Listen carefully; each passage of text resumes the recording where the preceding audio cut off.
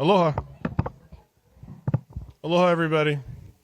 We're going to get started in just a second. Sorry, I just came from Lahaina on a tour with like 100 elected officials from the entire western United States, it was fun.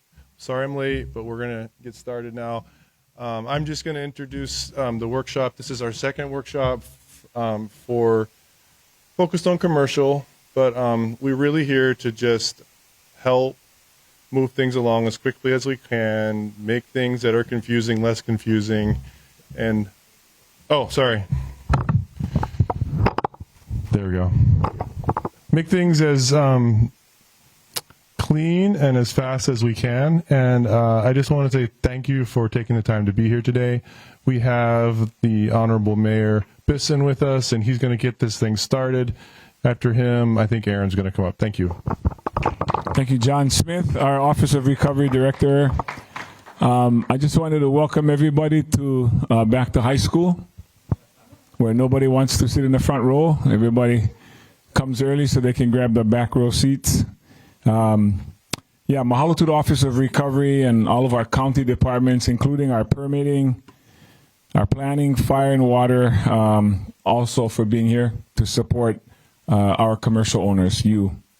I also want to recognize the Lahaina commercial property owners who continue to stay engaged, including the more than 60 of you, or some of you who were in that group who participated back in our February workshop. And again, mahalo to the team here at the Maui Arts and Cultural Center for always providing the space that we need for us to come together and do this important work. I wanted to quote something that Jen Maiden said at the February workshop, because I thought it captured a lot of what the struggle is. And that is that we're constantly struggling with safety and urgency. Those seem to be the two things. We can't do it quick enough, or we can't do it safe enough, and we're trying to balance those things. And I know that's part of what we're going to talk about. Others will talk about today. But this workshop is about navigating the complexities of rebuilding within the Lahaina historic districts and ensuring that you have direct access to all the people who can help guide you and again, move your projects forward. Rebuilding in Lahaina's historic districts, as you know, comes with added layers, historic preservation requirements, modern building codes, and ongoing community input that all need to align. And again, that's what the Office of Recovery has been working on, especially Aaron and John, to try to make a pathway for everyone here. These all potentially impact the timelines, and I know you folks are aware of that, but it's also part of ensuring that this is rebuilt thoughtfully and of course, keeping with the character of Lahaina.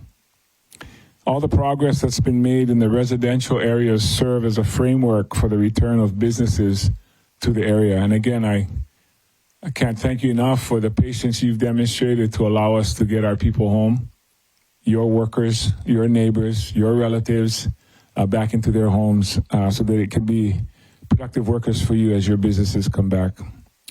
So the more residents are able to return home, and again, thanks to the infrastructure that's been reconstructed, the foundation that's been laid, the commercial buildings can now move ahead in a more stable and coordinated way. We're already seeing steady progress with over 190 residential permits already completed, people moving back into their homes. It was actually 192. And of course, 26 issued and 11 completed, also reflecting the movement from our application stage to the completion stage. So rebuilding Lahaina, though, I just need to comment, is more than about rebuilding structures. It is about restoring livelihoods and bringing businesses back into our community. The timing of this workshop was adjusted following the Kona low storms, and so that our teams could respond to that. So I appreciate all of you who understood that and are here with us today.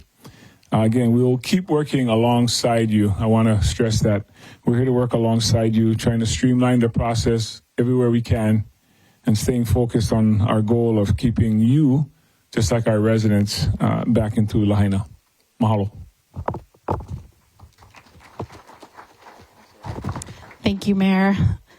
Good evening. I'm Erin Wade. I'm the Deputy Managing Director. I've been assisting OR with some of the permitting activities and information. So just want to jump in to some of the content to share with you tonight. So tonight we're going to go through what you need to know about rebuilding. This is going to really be a refresher from the last meeting with some clarifications. Why we hope you do choose to rebuild. You know, the county does want to make sure you understand we're supportive. We want to be here for you and to create a path that so you can be successful. We will share about the voluntary buyout program in the event that rebuilding isn't possible for you. And then talk about the Rebuild Lahaina plan. Okay. So the most important thing, I think, and the biggest change that's happened between the last commercial workshop and this one is we did develop a resources page specific for commercial work or for commercial property rebuild. And in the interim, I've heard a bunch of questions from folks saying, well, I thought utilities weren't available yet. So I wanted to show you how to be able to access information about utilities. It is on the Maui Recovers website. So if you go from here, there's a maps and data bar. You can go to Maps and Data, and then it will take you to this. This is what the main page looks like. And then you scroll down, and it will show you both the water and wastewater status. So water and wastewater is fully restored within the district. So I just want to say that, repeat it. You have access now to both water and wastewater services should you be ready to connect to those and request your meter. So the way to go about that is for water service, and this is all this information is available on the website on Maui Recovers as well. So you can go to, it's water.supply@mauicounty.gov, or you can call this number 270-7834. That contact information is how you request to get your water meter reinstalled. If you have changes, if you're not building like for like, you will need to submit plans that indicate how it's changing. There could be some things like a backflow preventer if that wasn't already installed, double checking on your detector assembly. So there's a handful of issues that you may need to check into. Your design professional is going to be the best person to help you determine what that looks like. So just to be aware, water connection is available for you. This is the process that you can use to get that reinstalled. Sewer service is also available. So what may have happened is your sewer lateral may have been impacted. The plumbing below ground may have also been impacted. Getting an inspector to assess that and determine. And potentially, because a lot of the construction was very old, you may need or want to upgrade that plumbing system. There's information also on that at the Maui Recovers website. But again, your design professional is going to be the best individual to rely on to give you guidance in this. Lastly, power restoration. So while MECO, these are the primary connection lines. While the majority of the district has been restored, not all of it has been restored. We do have MECO here tonight that can assist you in making a request for a connection. So that is the other driver to know. Just like the water meter, you need to make the request to connect your property back to power. It's not automatically coming. You got to tell them we are going to be rebuilding and would like to reconnect.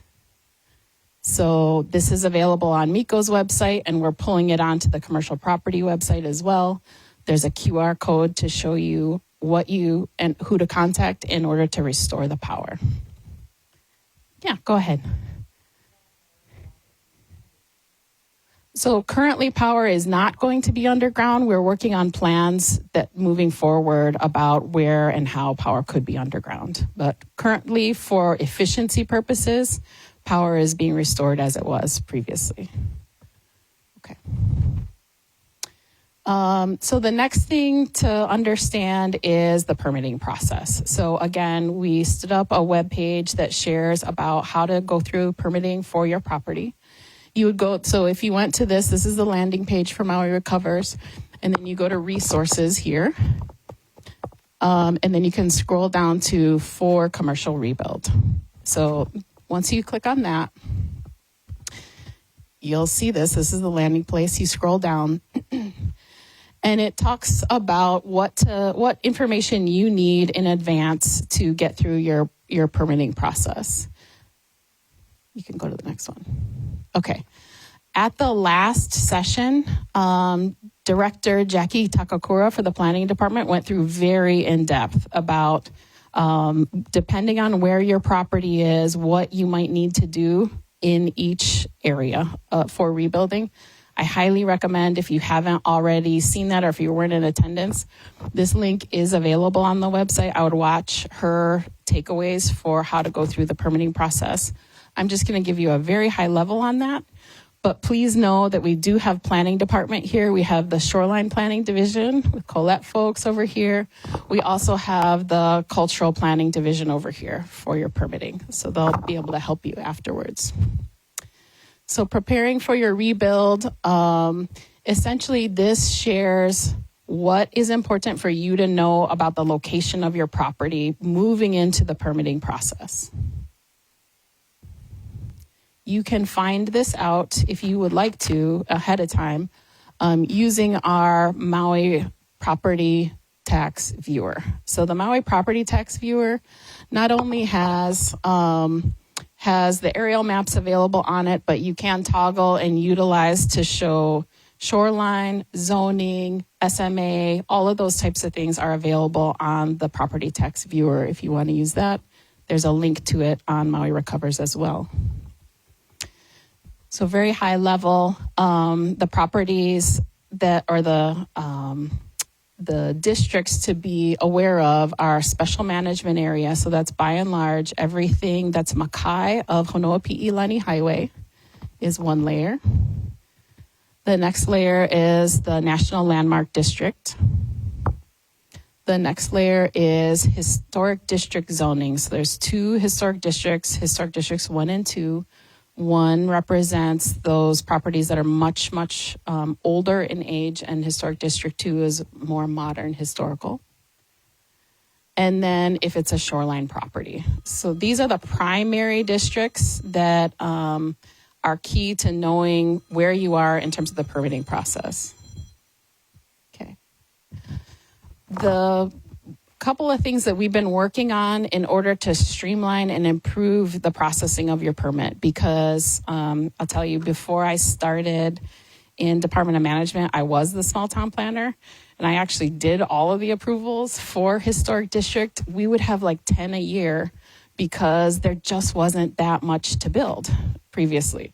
So the process prior to this was not set up to be expedited. It was set up to be like, let's look at all of the things that we need to look at in a highly historical area.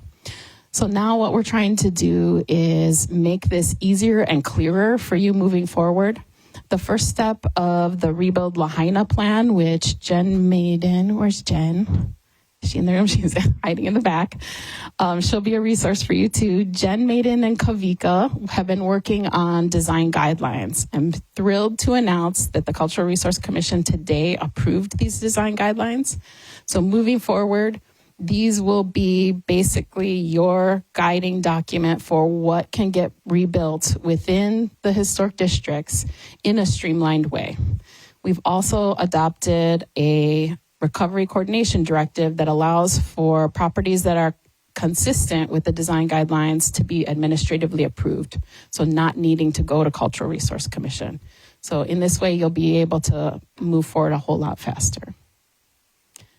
The other piece of this is a streets and mobilities plan, which also Jen has been working on with the team. This identifies what your roadway improvements, if any, need to be when you do apply for your permit. There's actually very, very little change. There's a few locations where some additional sidewalk or sidewalk widening has been incorporated, but very little roadway or right-of-way change has been identified. So that is being finalized right now with Public Works, Fire, DOT, all of the folks that have to navigate the roads and make sure for accessibility purposes. We've dotted our I's and crossed our T's, but once that's done, this will be made available for you to see in terms of streets and mobility, how that could affect your permitting. And one of the big questions has been Front Street specifically. We did have design team come in through Rebuild Lahaina to talk with us about Front Street. As you can see here, this is the 700 block of Front Street. This project was in the works long before the fire, and was actually about to commence prior to the fire. We did execute the contract on that and proceeded with it, thinking this will maybe be a stopgap, and then we'll work on additional plans for rebuilding Front Street moving forward. But it turned out really, really beautifully, and I'm looking forward to everybody being able to see this very soon. So this portion of Front Street is probably not going to change much on the Mackay side. It's brand new. It looks really beautiful. And it meets the needs of the area. So I know that there was conversations with our design team about this block, and many of you expressed, why would you tear up what was already installed? And we totally agree. So maintaining this for now, and then moving forward and planning on a longer connective improvements can be maybe a long-term goal, but not keep putting that right at the front because we have this improvement. For the Mauka side, if and when you're able to come down here soon, you'll see there's still a lot of damage to the streets and sidewalk aside from this brand new installation.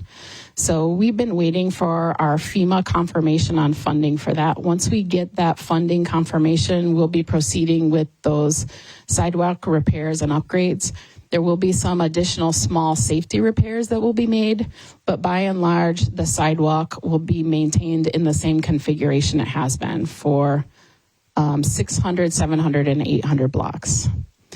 For the 800 block, finally, as we've discussed previously, it's going to kind of be dependent on how many folks are able and interested in rebuilding on the shoreline side. So for the folks that do want to accept a buyout, that design might change for the Mackay side of the 800 block of Front Street. That's where the majority of the businesses were, on the 800 side. So I think what we're going to do, and you'll see in the phase 2 conversation, we will be postponing design for the 800 block until all the confirmation for the shoreline buyout program has been completed. And then we can move forward with design concepts for what that might look like. Okay, harbor restoration activities. I do have to share, we did cancel this meeting, which was supposed to be last month, and then we had all of the storms. We did have DLNR, who was willing and able to be here with us. And unfortunately, this is totally on us. We did not confirm them for this rescheduled time. This is no indication that DLNR didn't want to be here. They do want to be here. They want to communicate with you folks. We will schedule a follow-up webinar so that we can get that information to you, but they aren't able to be here tonight. So we'll kind of save this for their update on harbor moving forward. This is, they did provide us this, though, to share with you tonight, which is a QR code which shares their plans and timeline for the harbor. So please feel free to access that, and then we'll schedule the webinar with you folks for the harbor here shortly. Okay. So moving into why we're, through both the Rebuild Lahaina planning and all of the partners that are looking to rebuild, why we think this is an exciting time. There are multiple projects in the works by all different partners. One is the Rebuild Lahaina plan moving forward, but then there's also the Royal Complex plan, which has been discussed before. We do have Kumu Kopono'ai, who's in the audience, as a resource if you're interested in chatting with him afterwards. Can you raise your hand? Thank you, Kumu. And then I just also wanted to mention previous to that, thank you. Yes, the harbor area plan. So those are the 3 areas really that we're looking at in terms of rebuilding.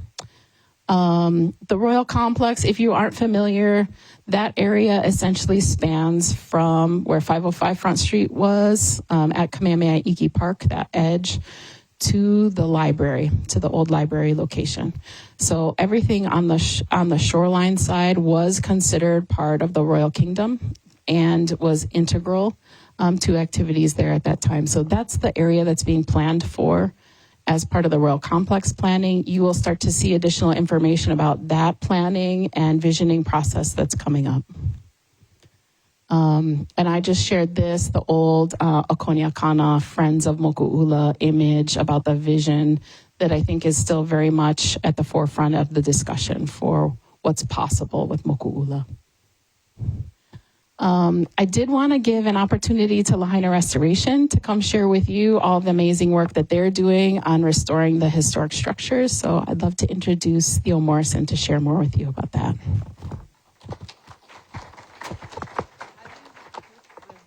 Just look at her. Oh, and she flips. Okay. Aloha. Thank you for coming today. Okay, this sign that you see here, that's the gateway sign to Lahaina. You might remember it got stolen right after the fire. Those signs were up for 25 years. This was a community project 25 years ago. Uwe Schultz, if you knew him, he was an architect. He designed it. Mary Helen Lindsay was involved with putting the state seal on there. And at the time, it was the Front Street Improvement Project was happening, and Kiewit Construction was here, and they did the holes. So it was really, I forgot the Rotary. I'm looking right back. And the Rotary Club came forward with the money to pay for it, because I was with, at the time, Lahaina Town Action Committee, and we had no money. So it was really awesome. We did 2 of them. Only one is up right now. Not this one at Puamana, but the one at the north side of town. They got a little destroyed in the burglary or the theft or whatever it was, but we got them back, and we will fix them and get them. One's up, and the other one will get back up. Okay, Lahaina Restoration Foundation has been serving Lahaina for more than 64 years. We have saved and restored Lahaina's historic buildings, created and operated museums, developed events and cultural programs, initiated historic walking tours, beautified the parks and open spaces. So does this help you with your business? It turns out that it helps you a whole lot. Heritage tourism, defined as travel to experience authentic places and activities, drives economic growth. We welcome our heritage travelers who stay longer, spend more, and are more respectful of the places they visit. The 3 main types of heritage tourism are natural, cultural, and built. And guess what? Lahaina has all 3. Natural ambiance in Lahaina, we all know what this is. This is breaching whales, great surfing, fabulous weather, fabulous sunsets. Cultural authenticity. Oops, I forgot to tell her to change the slide. Where are we? Okay. Cultural. Go to the, okay, yeah, there we go. Cultural authenticity is where Lahaina really shines. Lahaina is unique in that it was a very significant place during every era of Hawaii's history. The eras are early civilization pre-contact, monarchy, missionary, whaling, plantation, tourism, and what I now call the post-fire era. Lahaina was the first capital of the Hawaiian Kingdom, and it was here that the nation's constitution was written. Moku'ula was a home of royalty, and a spiritual and political center is also located here. Lahaina is a very special place. Historic buildings were abundant in Lahaina. Not only do we have the oldest home on the island of Maui, the Baldwin home, built in 1835, we also have 3 large stone structures. Yeah, there we go. Also built in the 1800s, the old Lahaina Courthouse, the Seamen's Hospital, and the perimeter wall of the old Lahaina Prison, which were commissioned by Hawaiian kings.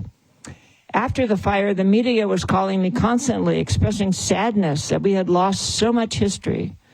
I had to tell them we didn't lose our history, and in fact, no one loses their history. People forget their history. They misrepresent their history. They try to hide their history. They might even try to fabricate a new version of their history. But history itself does not get lost. It's always there. Okay, new one. Lahaina's historic sites also provide numerous opportunities for the local community to enjoy the ambiance of Lahaina Town. The Hawaiian Music Series free concerts have been held monthly for 18 years. Chinese New Year and Moon Festival were held annually at the Wohing Museum. Surf contests at the harbor. Okay, turn it again. Yeah. Surf contests at the harbor. Bone dances at the temples. Candlelit tours of the Baldwin home every Friday night, and so much more. We are thrilled that, you can turn it again. We are thrilled that history and culture set Lahaina apart as a destination and bring customers to your door. Your customers spend over $800,000 parking in the Baldwin home parking lot in 2022. This money was used to, literally, Lahaina Restoration Foundation could not be the strong organization it is today without the support of Lahaina's vibrant commercial district and harbor. Lahaina Restoration Foundation is committed to rebuilding its 8 historic buildings that were destroyed or damaged in the fire, and we're also committed to restoring the thousands of damaged artifacts that help tell the story of this town. The mission of Lahaina Restoration Foundation is to be stewards and storytellers of Lahaina's historic and cultural heritage. We urge you to rebuild your buildings with authenticity in mind, with respect for the original residents of Lahaina. And it's a privilege and honor to rebuild in this special place.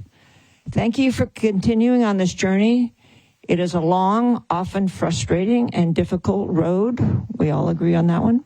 But Lahaina, our hometown, is well worth the effort. Thank you.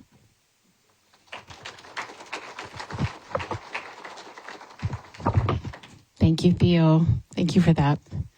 Next, I wanted to bring forward folks to talk about the strategic buyout program. Sean, are you going to share? Great. Sean Almonte is going to share a little bit about this program. Thank you, Erin, and aloha and good afternoon, everyone. My name is Sean Almonte. I'm a consultant working with the county on all aspects of the recovery as it relates to CDBG DR funding from HUD. Quick show of hands, is anyone familiar with CDBG DR? Or am I speaking a different language? John, put your hand down. So CDBG DR is one of the primary recovery funding tools that the federal government has to help communities like Lahaina recover from natural disasters. And I'm here to present a new program that the county is rolling out right now, the Strategic Voluntary Mitigation Buyout Program, or buyout program for short, or shoreline buyout. It was recently just approved by HUD through Action Plan Amendment number 2. So now that that's approved, the county is going to be developing program guidelines that lays out all of the requirements of the program and provide more information for the community. So this presentation is going to be a broad overview while the program's under development. But really, one of the primary purposes of the program is to for the county to acquire properties on the shoreline to reduce risk for the future, support future resilient land use, and also provide landowners in the buyout area, which I'll get to in a minute, one more additional recovery option for them to consider. Go back, Zoe. It applies to properties on the Mackay side of Front Street, basically from Lahaina Luna Road south down to about Shaw Street, in historic districts number 1 and number 2. And it does not include any previously leased land. So that's a very important distinction. So owners need to have fee simple ownership of those lots. Okay, next. So quick overview of objectives. Again, long-term risk reduction. The buyout area, again, it's all on the Mackay side of Front Street. It's in a high hazard coastal erosion zone. So the intent is really to have landowners voluntarily apply to the program if they're interested, so that the county can then take ownership and then restrict future use of that land to just open space. And that can consist of many different things, but it can't be redeveloped in the future with a business, a structure, unless it's a restroom or a park, or it has to be dedicated to open space into perpetuity. This is a strictly voluntary program, right? So interested property owners can apply or they cannot, right? So the county will not be using eminent domain for any of these acquisitions. Again, once the property is acquired, it's going to be permanent open space for the benefit of the community, and the county will be restricting that through land use restrictions recorded on the land. So again, the buyout area is Mackay side of Front Street, historic districts 1 and 2, and it's going to be dedicated to open space, right? So the plans for that have not been determined yet. First step is to open up the program, get some interest, get some applications, close on those properties, and then determine what the best use is going forward, whether it's parks, beach access, et cetera, et cetera. But again, it cannot be redeveloped into any other use other than an open space compatible use. Okay. So how the program works, $50 million was reallocated from the mitigation CDBG DR set aside budget to fund it. So when the program guidelines are final and approved and posted to the county's website, applications will open up, and interested property owners with property in the buyout area only can apply to the program. We'll review those applications, determine eligibility, do environmental review, adjust any sort of offers with what we call duplication of benefits. So if a property owner received additional funds for that same purpose for property acquisition, we need to account for that in our calculation. The buyout award, or the offer that the county can provide to these property owners, will be based on the post-disaster fair market value, which will be established through an appraisal. Okay. And then there's going to be subject to an award cap as well. That's a requirement from HUD. And all that information will be posted in the program guidelines once those are final. And there will be one more action plan amendment that will go out for public comment that will include that award cap for the public to review and provide comment. So that will be coming out very soon as well.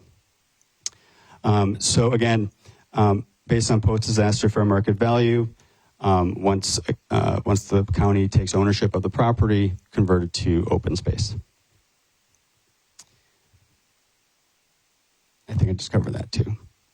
So one other aspect of this as a requirement from HUD, as the program is being implemented, the county will be developing an open space management plan. So once all the properties are identified for acquisition, it will be included in that plan, which will demonstrate how the county is going to use that property, manage that property into the future. And then the application announcement to launch the program is anticipated to be in July 2026, so later this summer. And that's it. Went over a lot real quick, but we're here after the workshop to answer any questions. So keep an eye out for that action plan amendment coming out pretty soon, and for the final program guidelines once those are posted too. Thank you. Thank you, Sean. Okay, don't want to spend too much more time talking at you because I want to make sure you have opportunities to chat with the folks at the table. So I'm just going to share some quick next steps.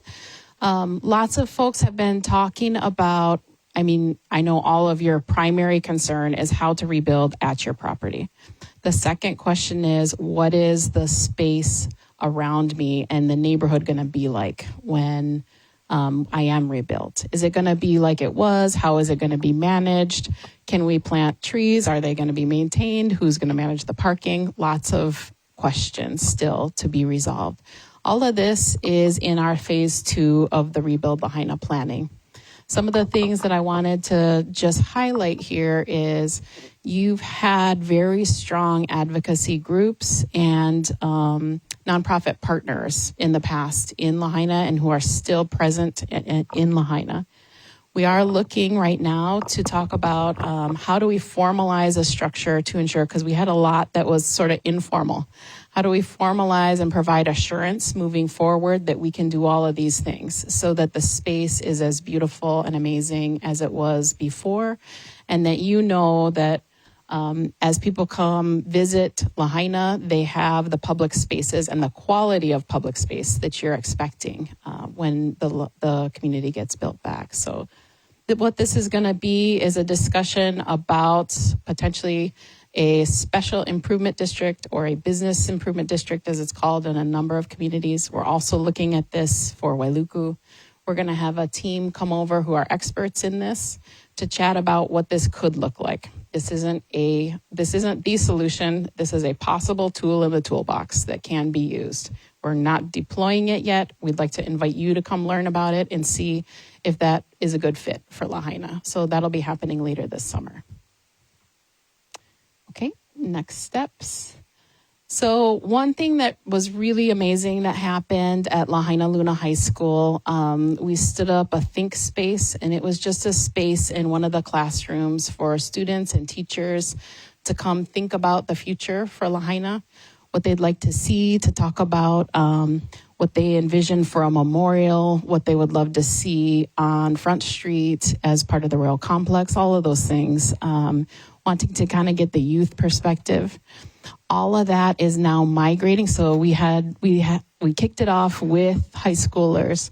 All of that is now coming to Queen Kahumanu Center, actually right across from Starbucks. That's going to be opening in June for the larger community to come and also enjoy that space. It's a very reflective space, and it's just an opportunity to have something constant so that, all of these meetings are very intermittent and you get this one chance to connect.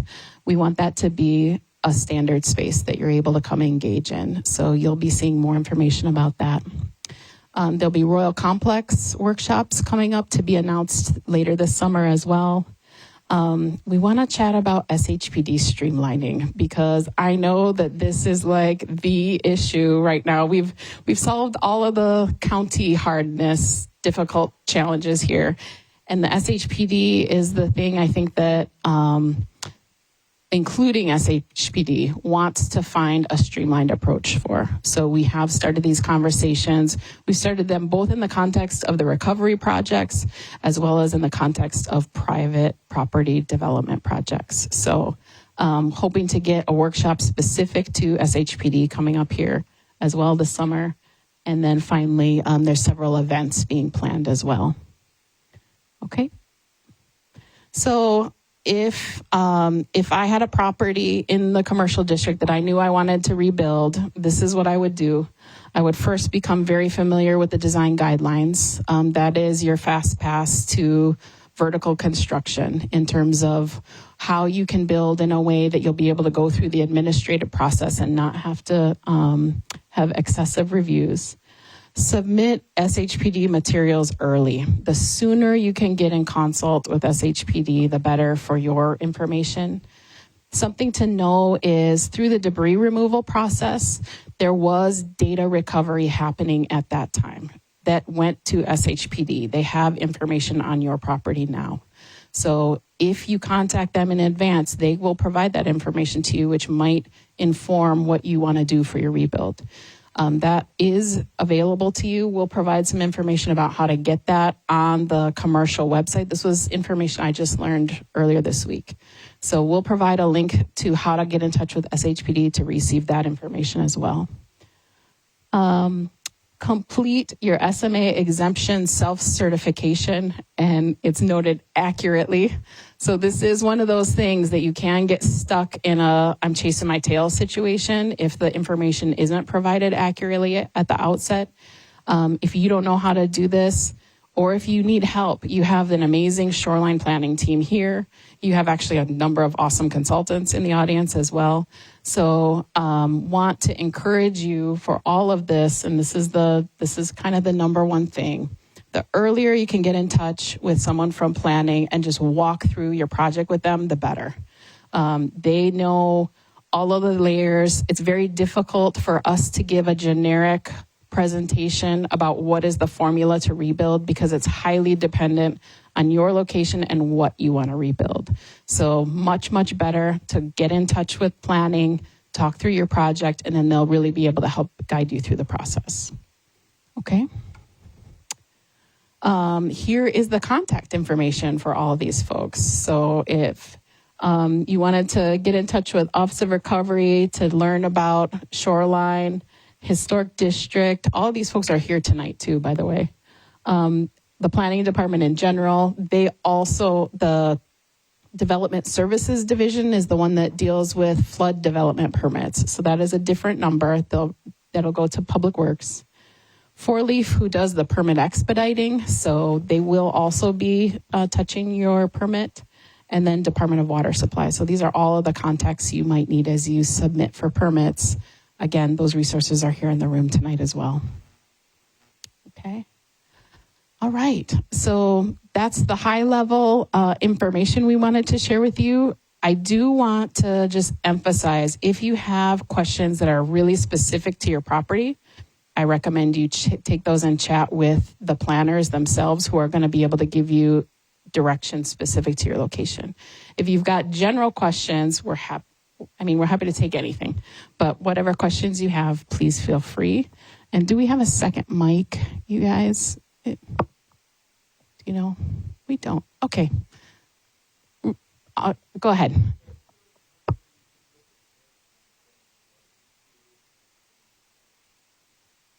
Colette, do you have that? No. Oh, yes. The question was, how many commercial permits are in the queue and how many have been approved? I really should have had that number tonight. I'm sorry. Okay.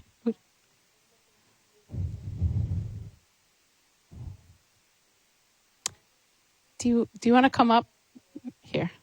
Can you say it on the mic so that those viewing online can hear, please? Hi, my name is Shayna Hippolito. I work for Four Leaf Inc. in the Recovery Permit Center. There's about over 160 permits that are in the commercial district or the commercial permits that are issued or in review, over 20 that are issued, and there's a handful that have been approved or completed because they're tenant improvements, like in Lahaina Cannery Mall or in the Lahaina Gateway Center. So I hope that answers your question. Thank you. One point I did want to make is we haven't had a single submittal in 2026. So we are curious from you folks about, what can we do to help and encourage additional submittals? Okay. Shipti. Okay, go ahead.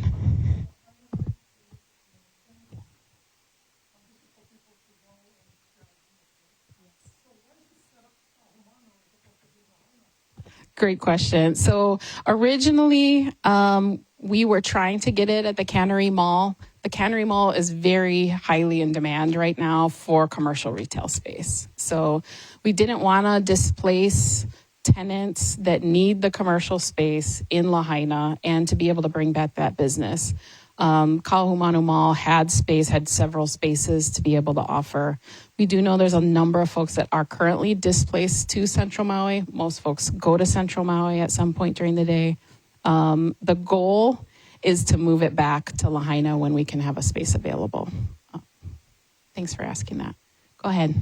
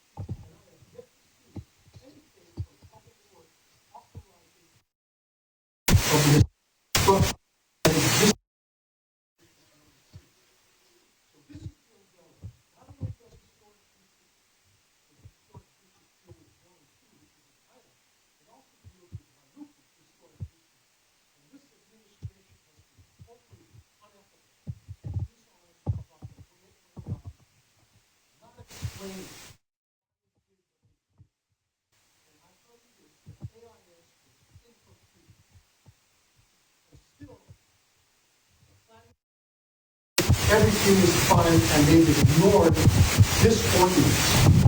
Okay. Why didn't you ignore historic districts 1 and 2 and just do what the hell you want to do? I'm upset about that. I hear you. I hear you're upset. Not only to your administration, but to Alice Lee, because that's her district. She's also the chairman of the Common Council, and what she did was so peculiar at your administration. And I think we are deserving of the explanation. Okay. All of this unrelated activities that have gone on in historic district 2. Okay. And I'm not, I don't have information about Historic District 3 tonight. I'm sorry. I came prepared to talk about Historic District 1 and 2, and I know that we have folks in the room that could chat with you about Historic District 3. I don't have information about that tonight. 1952 is the chapter, the zoning code that regulates all 3 historical zoning districts.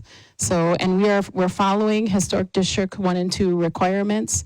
We have adopted new design guidelines per code through the Cultural Resource Commission. So the Cultural Resource Commission has set the expectation for what the design of Lahaina needs to be now. So that is what is going to be followed moving forward. I would love to chat. I think everybody in the room is here to talk about Lahaina, but if you would like after, we do have folks that are familiar with Historic District 3. We don't, that's not part of the program tonight. Okay. It's the 3rd Historic District, yes. I'd love to let other folks ask questions tonight, okay? Is there anybody else who has a question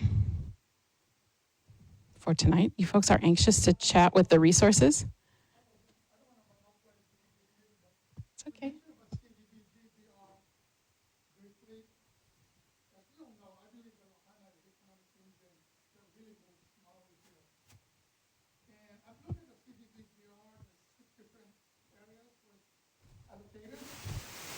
Can you explain to me why only $15 million was set up for economic revitalization, which is less than 1% or 1.6 billion, and then you have 5%, 81 million to manage the fund? It's kind of like, it doesn't make sense. We keep talking about, the economy, and yet you look at the $1.6 billion that's out there, the economy is at best. Okay, so the question is about the CDBG DR funds and how it was broken up about what gets funded. I'll ask John to come answer that. Thanks for that question. I think all of the 1.6 is really meant for economic recovery. That's just a name in the action plan that we're using to set aside one chunk of funds to help run some programs. So those are really specific to just that program. But all of it is going towards building houses and building infrastructure so that the town comes back.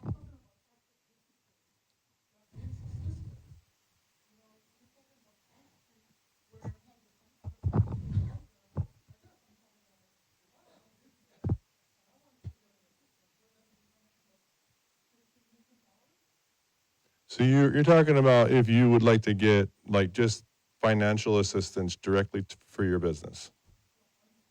Yeah. So the first thing we did was went through all the rules to try to streamline it to take those burdens away, as many as we could. And then the second thing was we are investing in the infrastructure in that area so that the businesses don't have to. And then we looked at, do you want to talk about the econ? You want to explain what's in the econ? Yeah, we just did this last night in Lahaina. We'll put Jeannie on the spot, but it might help to understand like what's actually in the economic revitalization program. Aloha. So I'm Jeannie. I also am a consultant working with the county on the CDBG-DR program. So in addition to the buyout program that Sean talked about, we do have an economic revitalization program that's coming soon. That is intended to provide job training and assistance with job programs. We have some specific areas that we're looking to prioritize, like trades and healthcare workers. But generally speaking, the large portion of that economic revitalization pot is to improve and expand the workforce. So it's really like once the town comes back, then we'll offer these programs. That's why they come in later as well. Put the money in there, but they're not really identifying what's gonna be. That's for you guys to do actually in the comments on the action plan. So we've got the set aside. We put it out publicly. This is the most public process that you can do actually. So we give the idea out there and you get to comment. And you can say you didn't give enough money in that program. You can make that comment. And if we have program funds that we didn't utilize, we can reallocate them if it's too low. If we got that wrong, we can listen. I've said that in every meeting we've done on CDBG. So feel free to make that comment. And there are adjustments that we can make. Any other questions?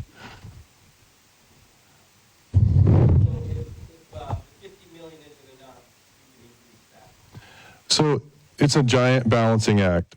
The need, when we looked at it, the unmet need is somewhere between 4 and 7 billion. That's really the unmet need. We got 1.6. So if you go back and read the action plan, you'll see that. The way we laid out how to use the 1.6 was very specifically to help housing and infrastructure. Almost all of it is going to that. Yes, we do have admin to run the program. We have to have that. We have hazard mitigation that we have to have per the HUD rules. So the $50 million for the open space is pulled out of the hazard mitigation program that we actually had to do anyway. So it's a balancing act. There's not enough money. It sounds like a lot of money. There's not enough money to do all the things that we need to do. We chose to focus based on public feedback on helping people get home and restoring our infrastructure. And that's what we're doing. So that's taking more than 1.2 billion of it. The rest of it is in smaller programs like Econ. Does that make question? No, the housing is not just single family. So almost all of the multi are now supplemented by CDBG. That's a huge chunk. So we opened up that process for application. Those projects applied. Front Street Apartments is one of them, where you folks would know, but there's a number of others. I think we've funded 7 so far, and most of them cost more than they could afford. So we filled the gap, and that's where a lot of the money's going. So when those get rebuilt, people will live in town again, and you'll have folks to come to all the shops. Go ahead.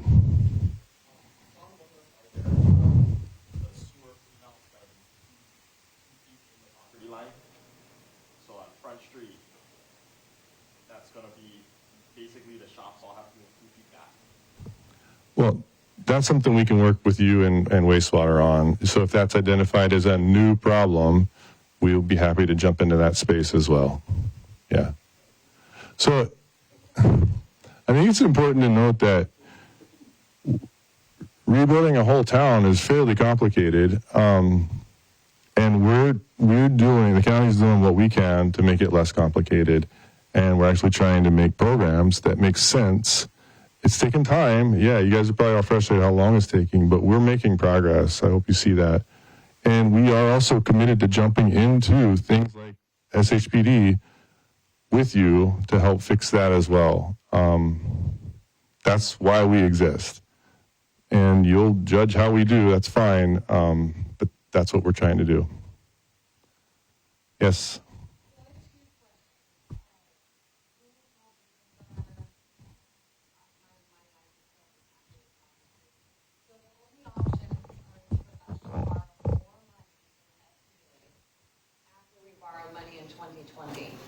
So you're wanting us to invest in this town and Ina and community, keep borrowing money, but our town isn't even remotely safe right now.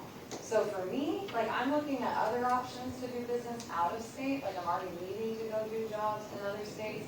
So I think what Rick is saying, and I'm complimenting him for this, we need some solutions for West Maui businesses. You guys just threw $50,000 at a luxury wedding planning summit to bring a bunch of bougie people here that aren't going to support our INA. Okay, so we want to know what you guys are doing for local people, like the retail shops. You know, I bought one for 8 months, and it sucked, and I cried almost every day because I didn't get customers. There was no way that I could strategically forecast my sales. So I sold it, man. And now the other person's struggling. So the thing is like, we need some solution. We need some of this money to help us if we're going to stay here and keep fighting every day. Okay, that's number one. Number two is obviously I'm the power line girl. Okay, I am looking at photos right now on Front Street where we had power lines running down Front Street. So I would like to know, we got 2.1 million. I waited 6 months since my last question. So we got the 2.1 million to bury the power lines. What is the plan? Are you going to bury all of Mackay's side of Front Street? Is that where the 2.1 million is going? Which 2.1? I don't know. Somebody told me that 2.1 million has been allocated for underground power line infrastructure. What, is Hawaiian Electric in here? Okay, there you go. So Aki Street, we had like 44 people die. I know that's on the opposite side, but my point is all these power lines running through was a huge problem in 2018, and then it happened in 2023. There can't be a third time. So where is that money going to get allocated to bury those lines? So there's I have a couple comments on that one. One is we're working with Hawaiian Electric on both undergrounding strategies and hardening strategies. They were at the community meeting last night and gave an update on a project on Hanopi-Lani that is a hardening project, not an undergrounding project, but it is significantly safer than what's there today. We also gave the green light through the CDBG funds on a number of projects. And those are transportation projects. Those transportation projects can accommodate some of the undergrounding, not all of the undergrounding.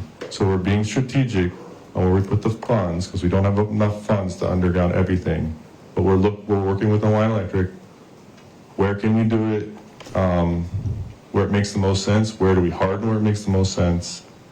And downtown on Luakini is one of the places where we are planning to underground on that street and move some of the stuff off of Front Street to Luakini. So that's one concrete example for you. But it doesn't mean the whole town's going to be underground. When you say there's not enough money, right? We just got $100 million that dropped out of the sky to extend the bypass all the way. So when my town, Kahana, burns down, I have a way out. So where is how much money do we need to bury them? Like, do you even have a number? Because you say that, you're like, oh, we don't have enough money. But how much is required to build what was burnt? Like maybe, the whole town up to the post office. It's billions more. It's not millions more. It's I billions. understand that, but can you give a number? Well, the unmet need I gave you a little bit ago was somewhere between 5 and 7 billion. So we got 1.6. The math's not that hard to do. All right. Okay. Sorry, people online can't hear the question. So the question was for people online, what is happening in terms of burying the power line. So John was sharing that answer. The answer you didn't get was what is being done to help businesses. So I did want to point out, we did give a grant to Lahaina Town Action Committee, who is doing an incubator space in the Lahaina Cannery with Lahaina retail businesses that were displaced. So I think Sneh is in the audience here somewhere. There he is. That can help and give you information and updates to incubate businesses back to Lahaina that did lose their storefront. So that's coming online here shortly. The one thing I did want to bring up too about CDBG monies, whether it's DR or regular CDBG, because I managed a grant before that went, a CDBG grant that went directly to a business. It's a lot of federal paperwork for a small business to manage. So that is something kind of to be aware of. You know, you have to track your employees, you have to document their salary for years in order to retain those funds. So when we gave those funds to a small community business where I previously worked, they ended up returning the funds because it was so much paperwork and overhead. So I think our preference would be to find ways to help small businesses that doesn't trigger the DR funds, just for you folks, to prevent you from having to go through all that admin. That is why we have the extensive admin costs that we have to pay for the big projects. That is why the money goes to the big projects, because of the level of documentation and reporting required. So I hope that makes sense. Are there any other questions before we release you to meet with whatever resources you would like to? No? Okay, awesome. Hey, well, we're really grateful you came. We will, if you make sure you signed up when you came in, we will send out an email to update you on webinars for DLNR, DOBOR, and SHPD to get you that additional information. And please keep checking the Maui Recovers website for more content. Thank you so much, everybody.